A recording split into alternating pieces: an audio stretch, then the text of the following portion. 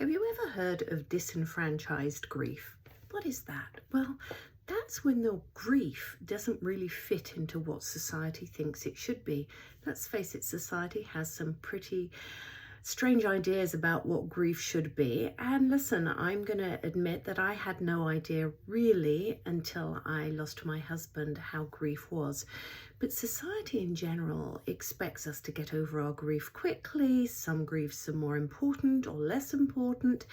And so sometimes when we have a loss, and it isn't always a death, it can be loss of a job, loss of your quality of life, different losses, a divorce, of course.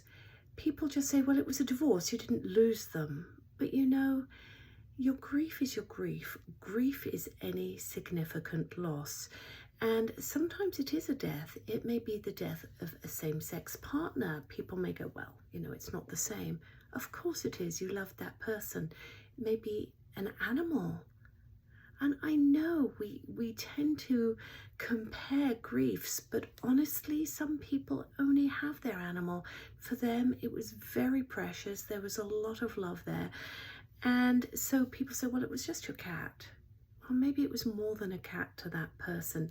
Doesn't really matter. Their grief is their grief, but it's being invalidated.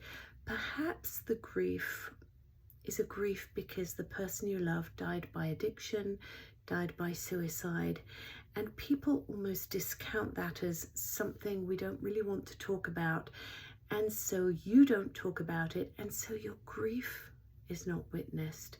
And this is what we mean by disenfranchised grief. It's grief that really society is just not counting on as important. You know, when you lose an elderly parent, people will often say, well, at least they had a long life. Maybe they did.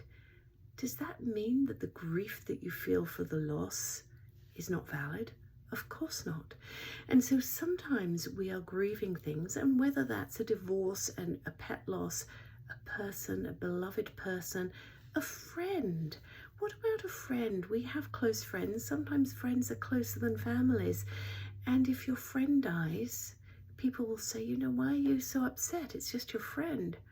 Well, we love our friends. And so please understand that if you are experiencing a loss, any significant loss, you are supposed to give yourself permission to grieve. And just because society doesn't view it as anything significant does not mean it is not significant to you. And so the feelings that you have, the grief, the sorrow that you have over your loss are totally valid and totally normal. Just because society doesn't necessarily view them as such doesn't mean they aren't. So remember, give yourself permission to grieve, whether it's the loss of a job, loss of quality of life, loss of a friend, loss of a pet, loss of a loved one, any significant loss, you can grieve it.